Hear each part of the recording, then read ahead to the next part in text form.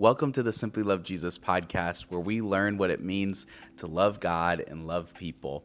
My name is Caleb, and you are about to listen to an amazing conversation between myself and Christy Wood. Christy is the author of Religious Rebels. I will link the book in the description to this podcast so you can read it yourself. It's absolutely amazing.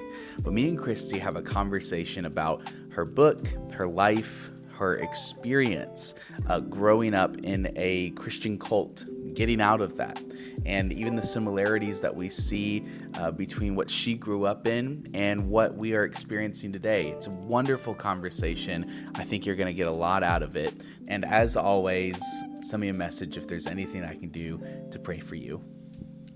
Now, so what do you do for fun lately? Like, what's been fun for you?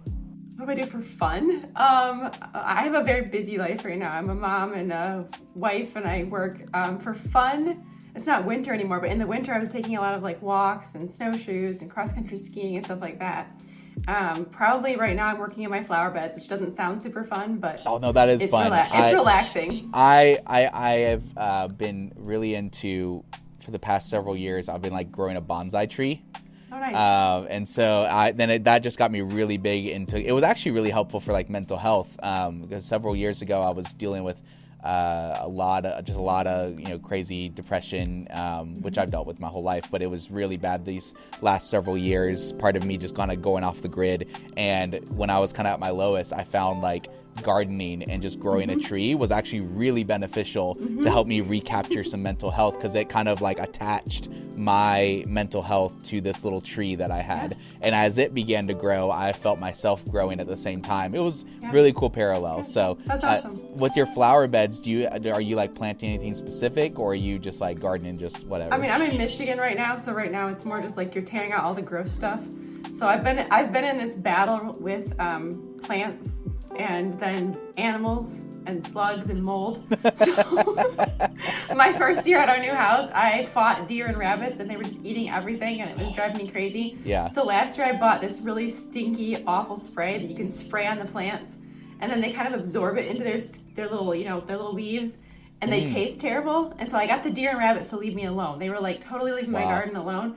But then the slugs showed up in force, and they devoured a bunch of my really great plants. Oh, and no. this mold showed up, and so I was like, all right, that's it. I'm digging out all the mulch. So this spring I've been taking out wheelbarrowfuls of mulch out of this garden, trying to get rid of the slugs and the mold. Oh. But I bought more spray this year too, so I'm Good. I'm gonna win this year. That's right. I love that. I'm really looking forward, because once we finish building our house, our next step is then going to be landscaping, because we're really passionate. Kenzie bakes sourdough bread, and she'll make her own butter. And since I live on this little island, the beach is I can throw a rock and hit the ocean. So I go and I just get a gallon of seawater, and I make sea salt. Oh, nice. Yeah, it's really great. And so we decided we were going to start doing a bunch of fruit trees. I'm going to plant an olive tree, an orange tree, and maybe an avocado tree, and then nice. We'll plant some strawberries and just a bunch of random fruits and stuff. And it's gonna be a really fun journey to start gardening, especially as our daughter starts to grow up, and just get to show her all the cool things of life. It's gonna be such a fun journey. I actually finished reading your book the other day, and I loved it. Religious Rebels was such a well-written book, and such a it was just paced really well. I found it so easy to read, and I found it just so enticing. And I'd love for you to share just a little bit about how long ago was it that you wrote that book? I published it in 2023. And have you been satisfied with the results of because I know when I first came out with my first book, I was I maybe this was for you. I don't know. For me, I published my first book, Simply Love Jesus, in 2021, and I'd been writing it for 7 years. And the day that I released it, we had a big release party. It was a big hoopla. And then as soon as I got home, the first thing I thought to myself was, well, what's next? And I remember actually getting so depressed by that I just so quickly had spent so much of my life writing this thing, wrote the book, had the big hoopla, and then the moment it was all said and done, I just so quickly moved on from it. And I was curious if that was an experience that you had as well. And if not, I'd love to know what your experience was. Yeah, no, I never really wanted to write a book. So I spent 10 years writing Religious Rebels. And like for the first 4 to 5 years, it was more like Jesus was like dragging me along and like, you're going to write a book. And I was like, I don't want to write a book. And I got really stuck in the whole just publishing system, just because it was so hard to even get traction in traditional publishing at all. So, you go into it with such a naive idea of like, I'm going to write a book. And then you start going to writers' conferences and talking to people in the industry, and you're like, no, you're not. Yeah.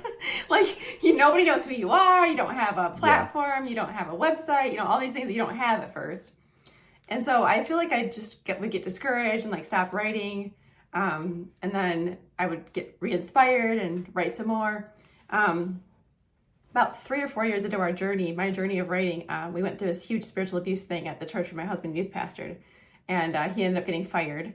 For no reason, just one of those classic stories that you hear. Yeah, just numbers the same, aren't the enough. same. Yep, just the same thing, the same stories of like, you're not getting along with this abusive, narcissistic head pastor who just decides to get rid of you in a sneaky sort of way, so no one knows the truth. Just all of that, and that just broke me. And the book that I wanted to write before that, I'm really glad it didn't come out.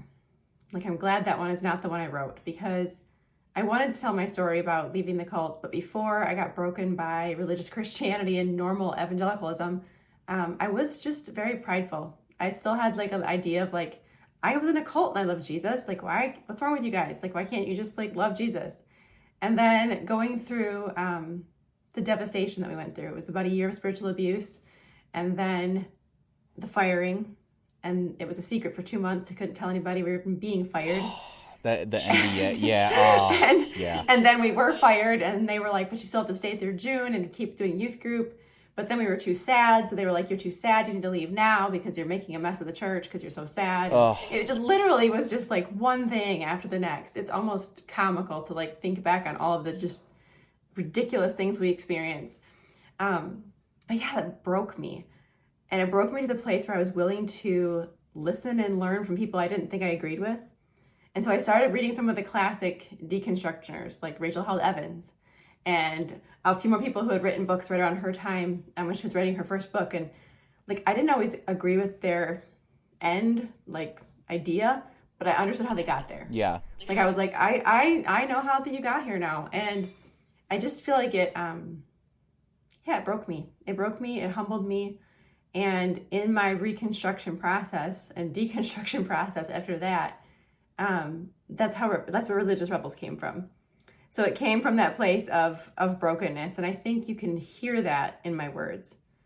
Like, as you read the book, I think you can kind of tell that I'm like, yeah, and you do a good job of capturing more broken. Yeah, you do an amazing job of capturing the emotion, and I think it was one of the things that initially sparked the desire to have the conversation, but that mutual idea of like that Lego piece set. Yeah. And the idea of our faith being like a Lego set, and is the idea that like you explain it better. Where did you come up? What was the day that you had that idea? Was it just while you were writing and it just struck you? But tell me about that. I wrote the Lego description of deconstruction on a blog post first, actually.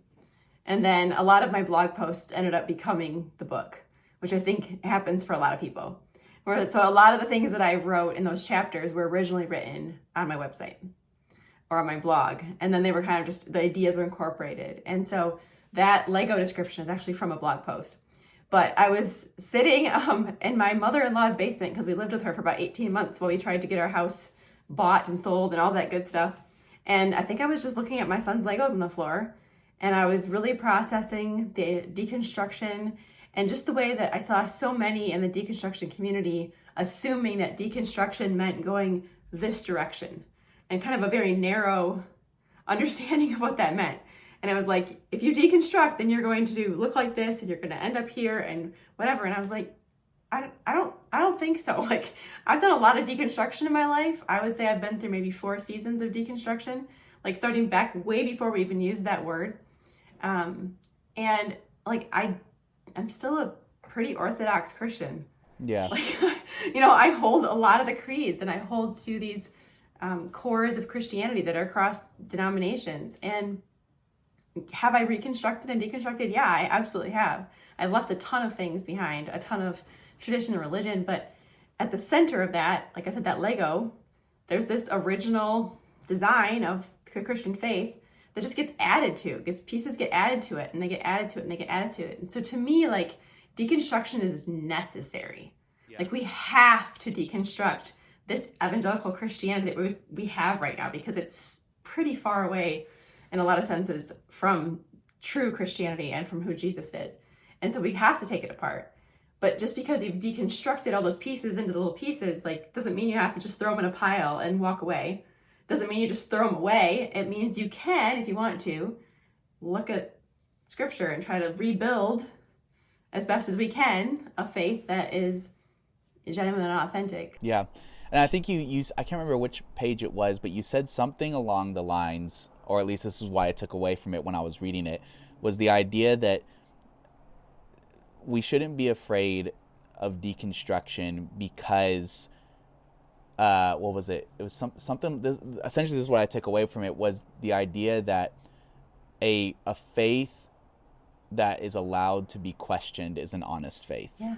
And absolutely. I can't remember exactly how you worded it, but it was something along the lines of that. Yeah. And it just struck me where it was just like, yeah, like, if you're not willing to question your faith, if you're not willing to sit down and examine all of the things for yourself, it's not a trustworthy faith. I actually wonder if it is a sense of fear that we're afraid of what we'll discover if we break apart and we take off all these pieces and we examine them and we know where this piece came from, and I know the history of where this piece came from. I often wonder if it's because of fear, that fear of I won't like what I'll see. And if I don't like it, then, and I think even you've experienced, I would say you probably speak a lot into this, especially in cultish like Christianity, there is this sense of you fear your own emotions. You fear your own judgment. You fear, because we're hammered into us this, like, you're inherently sinful, you're broken, you can't trust your heart, the heart is deceitful. Mm-hmm. You hear all of these things, and yet that detaches itself from the reality that, but aren't you supposed to have the Holy Spirit? Isn't the whole point of being renewed by the Spirit of God to know that you can trust the voice that's within you? You can trust the thing. So now there's this disconnect, and I don't know if you want to, if you want to speak more on that, but there's something there. No, I think fear is almost always at the basis of any kind of ultra religious, high control system. I think absolutely. And I do think that people are afraid to begin to examine their faith because, like you said, if I start to take it apart, what if it all falls apart? I think there's a literal fear of, like, but if I start to question it, like, what happens if it all falls apart? And I don't know. I mean, the God that I've found and the God that I've experienced and the way that I see Scripture these days, like, it's not going to fall apart. Like, there is something so strong that's continued for the last 2,000 years. Like, it's hard enough and strong enough to be questioned, to be taken apart, and to be examined. And it's going to be found at the core, the truth. It's going to be found solid. What does it say about my belief in God if I don't think that God can handle my questions? Absolutely. What does it say about my faith in God if I think that by asking questions, what happens if I take this piece and I don't like what it looks like, I don't like its history, and I don't like this, whatever. What does it say about my God if that is somehow enough for me to just lose faith entirely? Yeah. Absolutely. It's wild to me. My dog's wild. But one of the things that I did want to ask you as I was preparing for this conversation is, I think it's easy to say, well, how do you look at faith now in comparison to before? But I'd love to know if you could you compare what gave you life about faith in Jesus in the church and then the abusive church that you were in before? What made you even want to stay, or the things that was life-giving there? And how does that compare to the life that you feel like you have now in faith? Yeah, it's a good question. I would say that my entire faith journey has always been somehow connected to this very real person of Jesus Christ. Like meeting Jesus when I was 15, still in the cult, still within this very high control religious system, and yet coming face to face with this unexplained presence of God. Okay, if he's real, if he's not just this idea or concept or, the name on a page of an old book, if he's real, I want to get to know him. And so me spending time getting to know Jesus for the next couple of years was what led me to the place where I was like, this is not God. This Jesus I know and the God they're talking about don't line up. Like, I need Jesus. And so every time I've gone through a place where I've had to just question and wonder and doubt, it just comes back to the fact that like I have had this relationship with Jesus that has developed and grown and changed as I've gotten to know him better and understood who he really is and thrown out these ideas about him that aren't accurate. But like at the core, he's always been there, and he's always been way more good and way more gracious and way more loving than I ever imagined him to be. And every time that I was at my most broken, like he was there. So there's been seasons of my life where I'm like, do I even believe this anymore? Is any of this actually accurate? And like, even in the middle of that, whether it's a day or two later or something, like I just have this nudge of like, no, you can't. I feel like Peter, like where else would I go? Like you have the words of life. I know you, I can't leave you. And so even in our abusive church situation where there was a time when I was like, I would be way more comfortable to just stop being a Christian. Like I am betrayed. I don't know what I can trust or who I can trust or if any of this is actually real. I'd rather just be done. Like I'm done. I couldn't be done because Jesus, like how do you leave Jesus? That call just pulls you back. Yeah, it just pulls me back. And so I would say it's always been about Jesus and he's always given life. But I would definitely say that as I understand that he's not looking for my behavior, that he's not looking for my perfection, that he's not looking for me to get it right before I can come to him, that he's not looking for me to have it all together. It's just gotten more life-giving.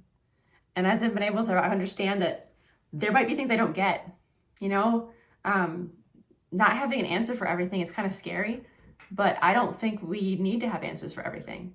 I think there's things that we can just be like, well, don't know. Yeah. It kind of feels like this and it kind of looks like this. And I think maybe they're both, but they don't really look like they fit together, but I don't know.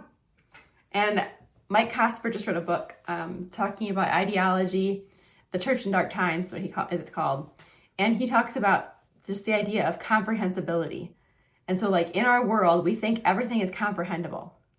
Like we are just in 2025, we're like, I can comprehend everything. And we just have this idea of like people have this higher knowledge now. We can understand everything. Everything is, has a reason and an answer and it's logical. And he's like, we're missing the mystery because we think we can comprehend everything. And the truth is we can't, right? We watch and see what happens with our conspiracy theories and all of our stuff that we come up with because we're just so sure we have answers for everything. We can't comprehend it. And we need to be willing to live in a place of mystery. Yeah. And tension and paradox and things that don't make sense because we are just little humans. And sometimes we have this like really big idea of who we are and we kind of make God small instead of recognizing like he's big and crazy and we're just little. And so it's okay to say, I don't know. I don't get it. I love that. And so that gives me life. I love that. Because that resonates even a lot with something I was telling Kenzie the other day, where I was telling her how we have been conditioned in our modern westernized society, in our modern American evangelicalism. We have been conditioned to cling to certainty. Yeah. And that's difficult because Christ calls us to live in the mystery. Christ calls us to live in the uncertain. You notice that Jesus always speaks in parables. It's never, yes, he says, don't worry about your life, but he talks about, think about the birds. How often do you just go bird watching? How often do you just sit and just think about the birds? How often he always has these mysteries and never has answers. And there's so many, for all the things that Jesus talks about, there's so much he doesn't say. And there's so much that he leaves it. And I think he desires this uncertainty because it calls us to trust in the Holy Spirit, but it also calls us into faith. I mean, the fact that we don't have anything physically written by Jesus, I think is intentional. I think the reason that you can't prove, there's no physical, historical, definitive evidence that proves that Jesus rose from the grave. And I actually believe that was by design. You have all these apologists that want to say that here's all these things that prove that Jesus was real. We have this account, this. We have all these things, all these evidence, but in the grand scheme of actual scholarship, it falls flat. Because at the end of the day, we just don't have the evidence. And I think that's by design, because we look at how much damage the church has done with a bunch of maybes. And imagine how much more damage would be done if you knew for certain. I don't know. I think that, like you said, Christ calls us into that mystery. Jesus calls us into the unknown. He calls us into the uncertain, because that's where you truly have to trust. And that's why I think sometimes we turn the Bible into an idol. We idolize this certainty. This is what the Bible says. We want this certainty because it can justify the ways that it clings to our me-focused nature, as I phrase it a lot. It speaks to this desire where we desire to damage other people, to harm other people, to hurt other people, because I can cling to this is what it says. And therefore, if this is what it says, you have to obey. But if I am now in the uncertain, I'm held responsible for my own actions. I'm held responsible for the things that I do. It brings you back to Genesis chapter 3, or Genesis chapter 4, where it says sin is crouching at the door, but you can which tree will you choose? Will you choose the tree of life and trust, Proverbs chapter 3, that wisdom is like a tree of life, and that's this intentional connection being made to show that the tree of life and the tree of knowledge of good and evil was about wisdom. Whose wisdom will you trust? God's wisdom or your wisdom? And if you trust in God's wisdom, it leads to life, but if you trust in your wisdom, it leads to Cain and killing Abel. It leads to death. It's I don't know. I feel like when you embrace the mystery, things actually open up so much more. When you embrace the mystery, you get to look at things so much different. Whereas before, we almost look at it like a math equation, and I look at it like geometry. Oh yeah, absolutely. Right. Well, and even the way people read the Bible, you read it in this very literal, in English, in my understanding, in my Western 21st century understanding, in English, and we take it literally, and we don't notice the fact that, this was written thousands of years ago to people in a Middle Eastern society with background knowledge we don't have. And there's all these idioms in there that we don't get. And there's the way that they write in different literary, ways and genres and stuff like that. It's you can't just read it in English and be like, this literally means, sometimes, and sometimes it doesn't. And so I just think about so many places where people are just reacting to the Bible and to people being so certain, like you said, about this is how it means, this is whatever, and hurting people with the Bible. And you're not even really reacting against the Bible, because you've never actually just really read the Bible. You're reacting to people teaching the Bible in this very rigid way that's not accurate. So, and once again, you have that mystery of I don't really know because the culture's really different, and and that's okay. I love that. So to take a quick break for a second, tell me about what is it that you and what is your husband doing these days? I know he used to be a youth pastor before. So what does life look like for you now? He's the executive director of an assisted living. Oh, cool. So he's been working for the same assisted living company since we left the church, actually. So this is 8 years now, in different roles. So first he was a maintenance director at a building. Then he moved into more of corporate role, and then he got sick of traveling, and so now he's actually back at the building he started with, just now as the executive director of it. It's very interesting to see how his pastor background has been really helpful as you're working with people and leading a team of people and, dealing with people all Yeah, the absolutely. time. So yeah, it's really good. I don't think he'd ever go back to being a pastor again, but he's really built for this job. I love that. And are you like me and having 12 side gigs? Because I do. No. That's awesome. I don't. I was a stay-at-home mom for years, and then I went and was a shipped shopper, which is like a personal grocery shopper. Oh, that's so cool. For about cool. 3 years. I was full-time. I had 5,000 jobs under my belt before I quit. I shopped through the pandemic. Oh, wow. I used to hide things for people, so I would get my list of people in the morning, and they're like, oh, this person needs flour, this person needs toilet paper. I had like hidey holes around the store where I would like stick things. Wow.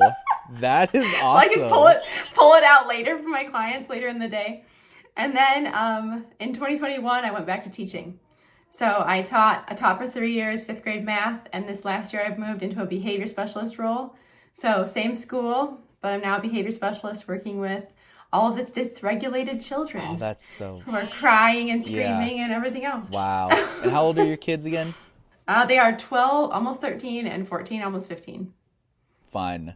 I bet your husband is the youth pastor. Like his brain's now like, all right, this is the phase. Yep. It's pretty funny.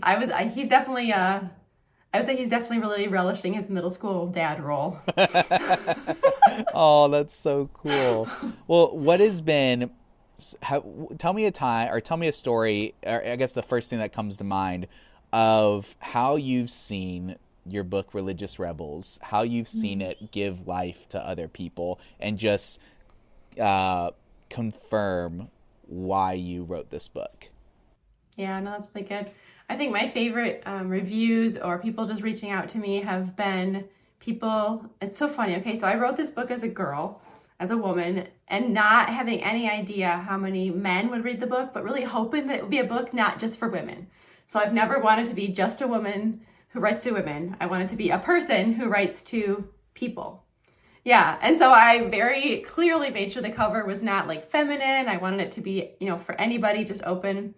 And I've had numerous men, and I would say men who are older than I imagined, so 50s and 60s really, who have read the book and reached out and just thanked me and said that it just really set them free in their relationship with God. Wow. I know. I mean, I had a guy whose mom and dad had worked at this Bible college, and he had kind of gone on his own way, not really believing so much anymore. They sent the book to him. He's like this big biker dude. And he found me on Facebook and wrote me and basically was just, thank you. Like, I really feel like I can come to God. That's like, so I can cool. Come. And I was like, what? And it's not just been that one time. Like, I have a good handful of people like that. And so just an unexpected audience that I didn't necessarily imagine that I would get to share with, but I'm honored to be sharing with. That's so these cool. Older men who are like willing to read my words as a woman and that my words lead them to Jesus. That's so great. Now, do you have any other books you got coming up?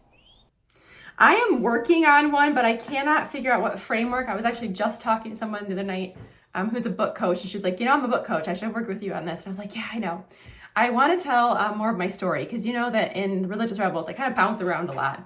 And so it's like a piece here, a piece there, and it's not necessarily really chronological at all, or like people have a lot of questions like, how did you get out of the cult? Are your parents out of the cult? How did you get in the cult? Your life is more like questions. Anecdotes to help support the purpose of the book, yes. less the book about this is my life. Exactly. And so I kind of want to tell my story, but they don't like memoirs. So I got to find a framework to hang it on, if that makes sense. And I've been trying to figure out what is my real story. Like, is the real story the cult, or is the real story more of like the spiritual abuse that just happened 8 years ago that really changed me? I think that's what it is. I think that's the story. And I think the cult is backstory to explain like why I'm still a Christian and why I was able to go through this kind of a thing, because I've already been there. So yeah, that one's simmering. I just don't exactly know, like I said, the framework of... I'm working on a similar project slowly. There's like I'm like juggling 7 books at once right now because I can't. I'm just too ADD. So what people are asking, what are you writing? And I'm like, it depends what I'm in the mood for today. So I'm either writing religious books or spiritual books, or I'm writing children's fiction books. I'm writing a series called The Adventures of Captain Sillybeard. I love it. Yeah, so love it. But I'll put that under a pen name. It'll be really fun. I'll be posting that as a pen name under Captain Sillybeard. So it's like me as the pirate is like writing my silly stories to kids, and they get to like. It's fun. It'll be so fun. But one of the books that I've been really slowly working on the back burner is kind of like a biography, like life story book. But I was trying to figure out how do I keep it focused, and I think for me it was I had to ask myself, what was the one thing that I kept telling myself throughout the story? If I had to minister to myself and I looked at the course of my life and I mapped out the story and I looked at all the kind of key things, what was the thing that kept me going? And I kind of created a bottom line off of that. And so for me, the book that I'm writing for that is called Anointed, the Gift of Suffering. And the bottom line that's going to kind of tie the whole book is, just as it was through his wounds that we are healed, God wants to use your wounds to bring healing to other people. And that's what it means to be anointed. So I'm going to kind of use that as like the big idea. And then I'm going to show, like, as each chapter will then kind of show different events throughout my life, and then constantly pointing to how it feeds into this idea, and then tying that with scripture and showing, like, using like, hey, let's see what scripture actually talks about what anointing looks like. There'll be a bunch of different things, but maybe that'd be an idea for you. Just like looking at start with writing your life as a story, and then how would you minister to yourself, and try to find a one simple hook, and then tie it together with that. Exactly. I know, because I was like, I kind of want to do more of like I said, more so the stories flow, but like you have to have a framework. You have to have something else you're talking about. For a while, I thought it was going to be a book called Disgraced, dash graced, just because the definition of grace in Gothardland was so incredibly mixed up. And like much of my story is discovering genuine true grace. And so I had this idea of like talking to different pastors and priests and getting their perspective on grace, whatever. It felt really good for a while. And then as I started to really try to work it, I was like, I don't know if this is the story. Yeah. So it'll hit you. I don't know. You just simmer with it. You just let it simmer and it'll hit you. Yeah. And I have a book that I've been thinking about for years. I just don't think it's the next one. It's called And Then I Met Jesus. And I want it to be like a bunch of other people's stories. So like people who were just doing their thing and then they met Jesus, and it was like, oh. So whether it was people who were like, I'm not going to ever be a Christian, atheist kind of people, or there's people who were like just religious Christians and then they encountered the real Jesus or whatever. I just want it to be like a bunch of like each chapter is someone else's story. Yeah. So when you look at, now we'll kind of switch into some like more like really practical stuff here. Clearly there's a lot going on in the world. Yeah, I know. My story is more and more relevant. It's more and more relevant every day. I think specifically even within like the deconstruction world, we've already got a lot of stuff going on. When you look at kind of everything that's kind of been happening lately, not just within the world and government and all that stuff, but specifically even within religious space, and you look at deconstruction and you see how some of these things even are starting to fall apart a little bit. What's kind of been jumping out to you? Have you seen some kind of like connection, and are you making like connection points behind the scenes, and what's jumping out to you with that? Yeah, I mean, you know what's going on right now within the deconstruction community, and like how it's the new evangelicals weren't exactly new kind of thing, just the whole thing. I really think that what's jumping out at me is that within these people who are disillusioned with evangelicalism for good reason, and who are wanting to leave a conservative version of Christianity, that what happens is we're not actually deconstructing deep enough. We're not actually asking the right questions, because we end up just flipping the sides. Like, you're like, I'm here and now I'm here. And you're like, nothing changed. You just changed sides, or like you're just taking the wrapping paper off of the box and then putting new wrapping paper on. Like, we're not actually digging into the parts of us that we talked about already, the fear, the need for certainty, the I'm right, you're wrong, the black and white dualism of the way we were raised as evangelicals, the way that we're right, no one else is right. Everyone else is wrong. And so when you get into these spaces sometimes within the deconstruction community, now instead of being conservative, you're progressive. But like the same, like we're now right and all those people are wrong is still there. And like there's still this hierarchy and there's still this dualism and there's still this, and I just think that we're not going deep enough. Do you think that it might, part of the reason that sometimes deconstruction can seem so attractive to other people is because we're looking for someone to yell at? Yeah, absolutely. I think there's this desire, like I forget who wrote the book. Oh, it's gonna kill me. I didn't read the book, but the title itself I just thought was good enough. You ever read a book? Like, I never read the book, but the title itself was so good that I felt like I read it just in the title. It was Ministry in the Age of Outrage.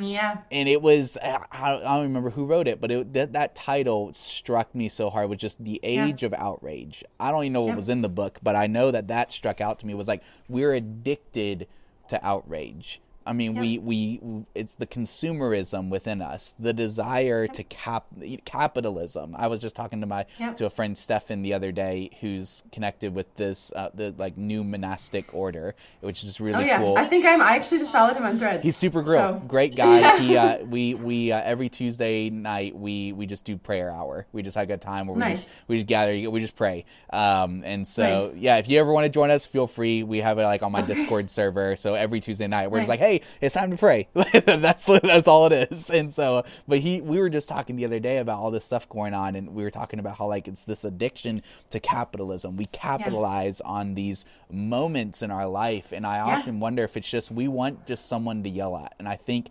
there's this deep-rooted anger that is not being addressed.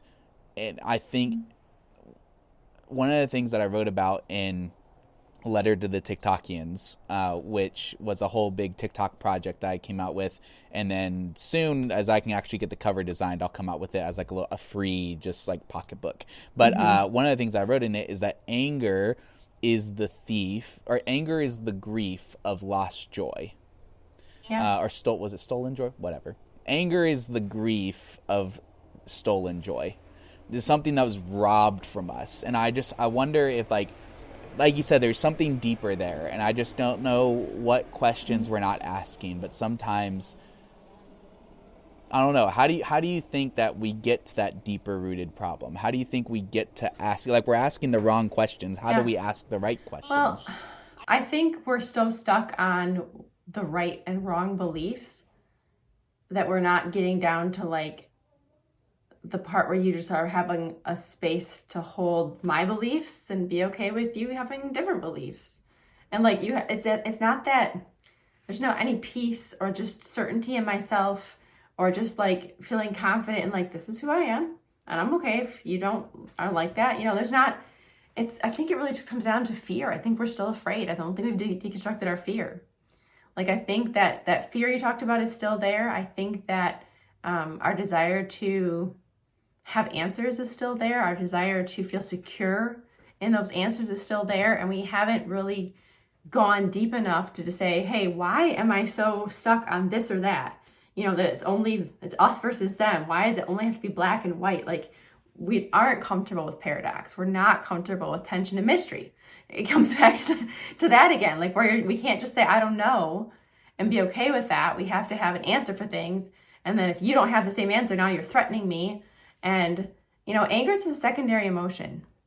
Like, anger is a secondary emotion. There's usually another emotion first. And I think there's some guilt and shame in there. I think there's fear in there. I think there is grief in there. But I think there's probably a lot of woundedness that we're just not willing to deal with. I think we've been wounded by religion. I think we've been wounded by guilt and shame. And I think we've been wounded by our own insecurities and our lack of connection. And so instead of wanting to actually deal with that woundedness, we just want to be angry at someone else. Because it takes a lot of humility and it takes a lot of pain and digging through stuff to actually heal. And I think we're often not willing to do that hard work. Yeah. The question that just struck my mind as you were talking was, whose expectations are you not meeting? Yeah. And I think Well, it's not God's, because he doesn't have extra expectations of us. Yeah. I almost wonder if sometimes we have to ask ourselves, whose expectations are we trying to meet?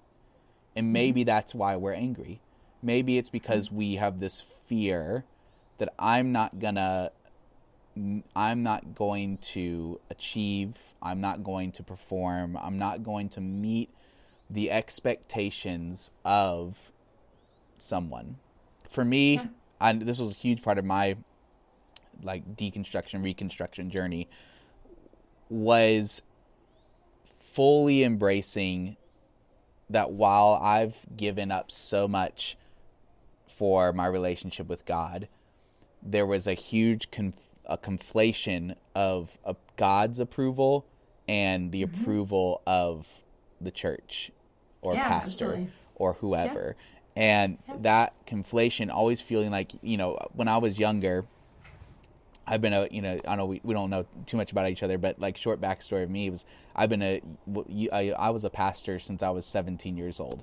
And that happened because when I was 15 years old, my youth pastor discipled me, and we started evangelizing to teenagers all over our city. Our church kind of exploded, and then, lo and behold, when I was 17 years old, my youth pastor groomed and had an affair with a student who was one of my friends. And so I actually kind of just in the midst of this, and this was the first time our church had dealt with something like of this large, because by this point we had grown to like a 4,000 people church. This was a huge deal. We were like the biggest church in the area. It was a huge, like, we'd never dealt with a scandal like this before. And it was kind of in that moment that I had the decision. Everyone's kind of in this state of paralysis and this kind of crisis, and I just chose to just step up to the plate. So I just took on that ownership. And ever since I was young, I always had to deal with the answer of like, how old are you? Oh, you'll figure it out later. How old are you? You'll get it later. So I constantly heard those comments of just judgment because I'm young. So I got smarter. So I started reading the Bible cover to cover. And then there was 1 time, 2 times, 7 times later, before I even graduated high school, had read the Bible cover to cover 7 times. So I got smarter. And then it was, well, I really want to, communicate. I really want to be able to preach the gospel to people. I want to share my story. I want people to know the God's kingdom. And so, but, you work really hard and nobody gives you the opportunities that you're seeking. So, well, maybe I'm just not a good enough communicator. So then I worked really hard to learn every communication methods possible. I want to be able to speak in front of thousands of people. And there were times that I definitely did that. But it was constantly chasing the measure up. Well, I'll buckle up and I'll show you I can be smart enough. I can be smarter than you. I can preach better than you. I can do this, but I can, even in my own purity where I, save myself until marriage and all these different things. I was checking, like I was making sure I was squeaky clean. Like no one's got anything on me. And finally that pressure just broke down. And I think part of it was recognizing that, man, who would I talk to if I really only cared about God's approval? How would I live? What would I do if I really only cared for God's approval and I didn't care what anyone else thought? I spent most of my life living in a glass box.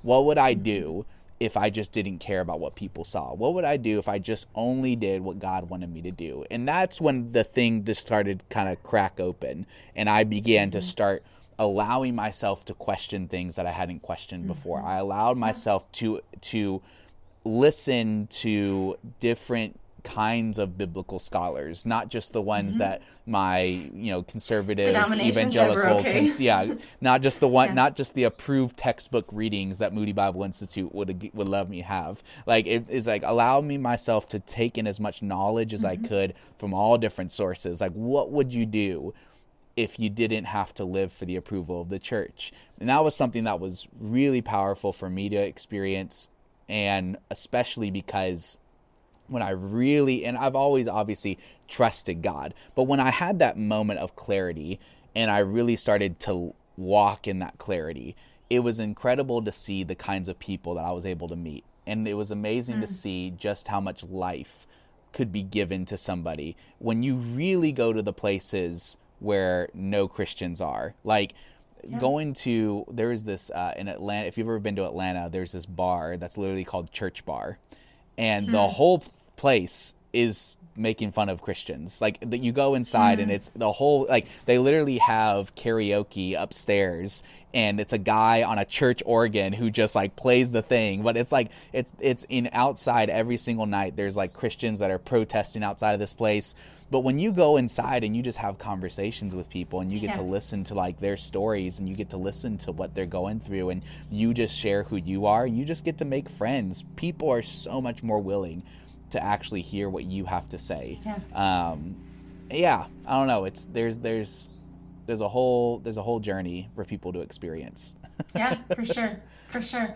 When you look at this whole climate that we're living in right now, with religiously and otherwise, what is one piece of advice, or maybe just one kind of set of good news that you would want to tell somebody? A set of good news. I think that there is a lot of fear out there right now on every side. I see a lot of franticness, a lot of like, oh my gosh, what's going to happen? And I think that none of that is good for us. I think living in a state of dysregulation and fear and anger, like, is really bad for us. And I just wrote a post or an article recently about like empire is gonna empire. Like, the government and power and people in power and rich people, like, none of this is new. Yeah. Like, this is exactly how humanity has been for thousands of years. Seeking power, seeking fame, seeking money, and like using that money to do whatever they want. Like, this is just how the world goes. And so I don't want to be fatalistic about it and be like, oh, well, I shouldn't care. Like, we need to care, obviously. But like, can we care about people that we can actually help?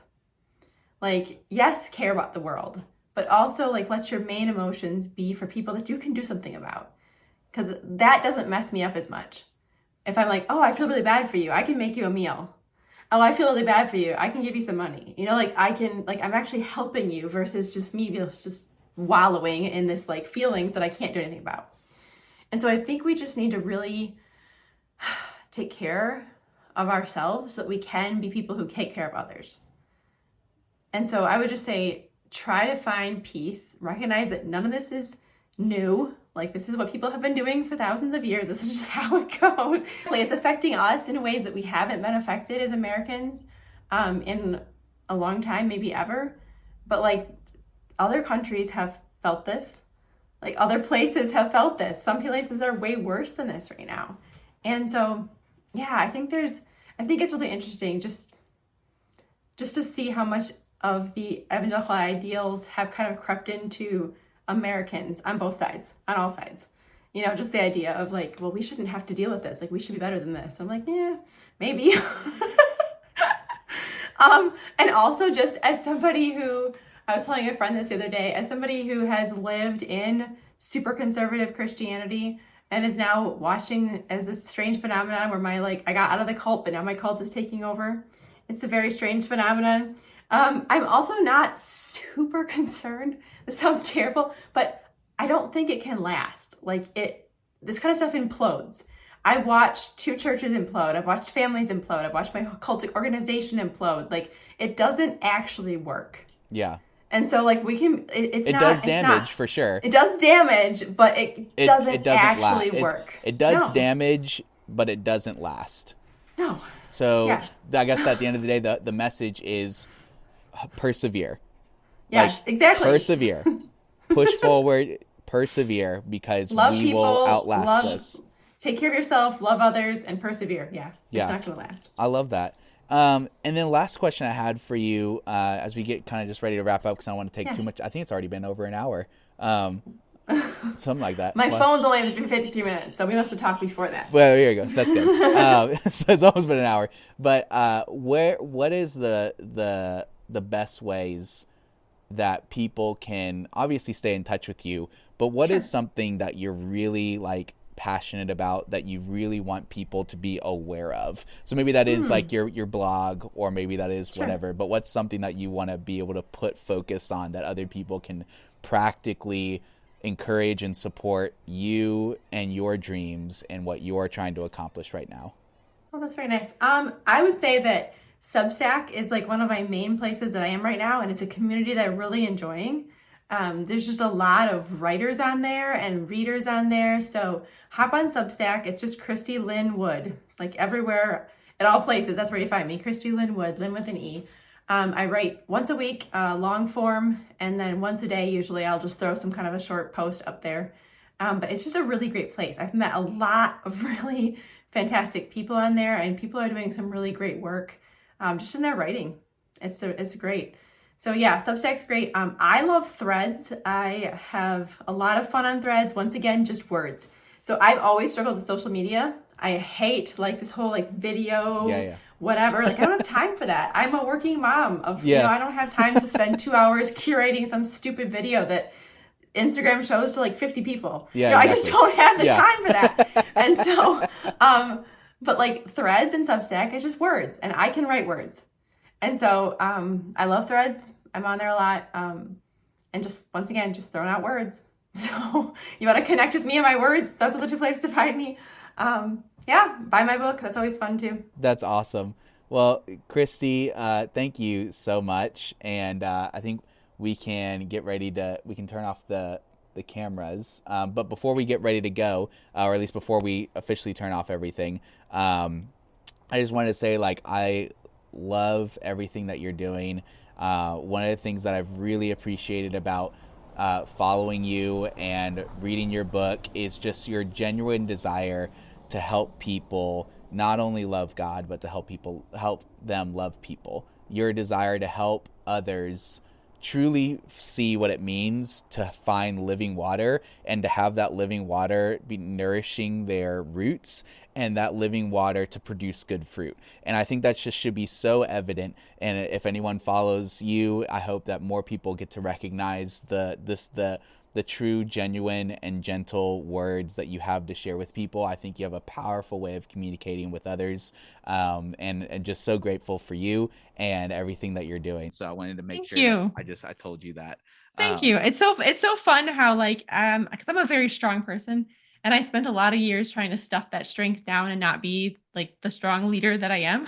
Yeah. And so it's really fun as I am comfortable in my strength, that I'm also more gentle. Like the fact that you just said that gentle, it's something that I've noticed about myself. Like I'm not nearly as like blunt and like ridiculous as I used to be as my younger version. I'm still trying to work on that. It comes with gentleness, and so that's good to hear.